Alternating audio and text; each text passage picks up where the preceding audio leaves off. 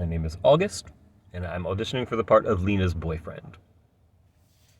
Day 1 of James's standardized assessments finds us in the room that my students have nicknamed the testing closet.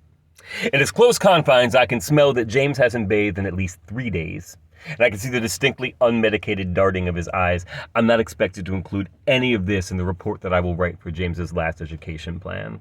For that, I'm to focus on how James responds to writing prompts, like the one with the picture of the boy with 2 robots. Students are to compare the robots using the word however. Y'all, no one ever uses however correctly. When he sees the picture, James asks me, "Mr. August, can we name them and shit?" I'm tempted to include this in the report, alongside a description of the discordant symphony created by James's rumbling mouth and muttering stomach because nobody at the shelter is required to feed him or administer his schizophrenia meds. When I ask him if he needs to stop, he tells me, "No, I think I got this." I don't know how to teach the mechanical resolve that compels a barely literate young man to spend hours in a tiny-ass room writing sentences just days after the cops pulled him from his new foster placement because something in the stability there must have flared up those old tendencies again, and he's been stealing shit again. Been pissing on the floors and the mattresses again. Day 2 finds me without James.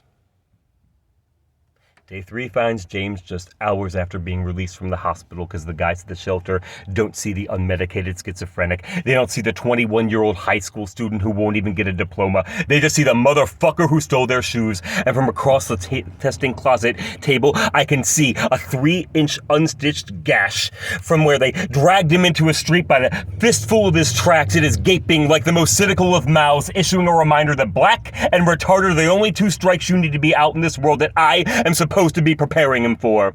But I won't include any of that in the report either. I will write that James, in 7 years, has given the only response to the robot prompt that has made me cry. He wrote, "The boy has 2 robots. However, he loves them both." Who taught James love? Now the birth mother who could never choose the miracle in her stomach or the boy in her arms over the hell she let march through her veins until her death. And if I'm being honest, it wasn't me either. Because despite the close confines he occupies in my heart, the rest of me is bound to a system that just wants a report. And I will write it with a prayer, because sometimes a prayer is the closest thing a teacher has to control. I will write it desperate to believe that something in my time with James has created a shield for him, that for all of my students I am balm to bruised skin, a lullaby sung inside beaten hearts. I will write it, stealing James's own line. It will read, "In 7 years, I have taught over 100 students. However, I love them all."